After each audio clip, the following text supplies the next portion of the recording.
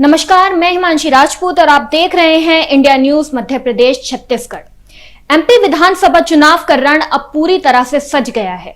प्रदेश के दोनों शक्तिशाली दल सत्ता की जंग के मैदान में उतर चुके हैं। इसी कड़ी में जीत के लिए सबसे अहम माने जा रहे ग्वालियर चंबल संभाग को साधने के लिए भाजपा और कांग्रेस ने कवायद शुरू कर दी है। इसी के चलते आज कांग्रेस की महासचिव प्रियंका गांधी ग्वालियर से हुंकार भरने वाली है। कांग्रेस ने अपनी ओर से पार्टी महासचिव प्रियंका गांधी को केंद्रीय मंत्री ज्योतिरादित्य सिंधिया के गढ़ में उतार दिया है। पर अब सवाल यह है कि आखिर ग्वालियर चंबल पर प्रदेश के दोनों शक्तिशाली दलों का इतना फोकस क्यों है?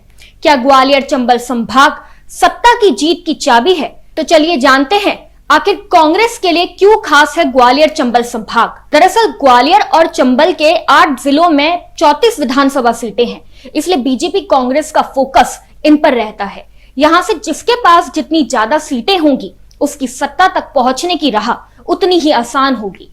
2018 के विधानसभा चुनाव की बात की जाए तो यहां की 34 सीटों में से कांग्रेस ने 26 सीटें जीती थी, बीजेपी को 7 सीट मिली थी, 1 सीट बसपा के खाते में गई थी।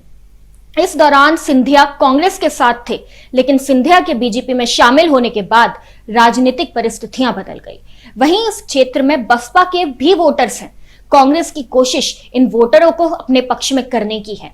कमलनाथ सरकार गिरने के बाद 28 सीटों पर उपचुनाव हुए, जिसमें से बीजेपी को 19 और कांग्रेस को 9 सीटें मिली। ग्वालियर चंबल क्षेत्र की 16 सीटों में से 7 सीटें कांग्रेस के खाते में पहुंची, लेकिन कांग्रेस इस क्षेत्र में 2018 के परिणामों को फिर से दोहराने की तैयारी में है। गौरतलब है कि ज्योतिरादित्य सिंधिया के कांग्रेस पार्टी छोड़ने के बाद प्रियंका गांधी पहली बार ग्वालियर आ रही है।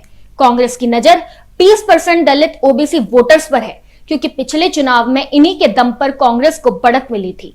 खास बात यह है कि अनुसूचित जाति के लिए आरक्षित 7 सीटों में 6 सीटों पर कांग्रेस ने कब्जा जमाया था, जबकि बीजेपी को केवल 1 ही सीट मिली थी।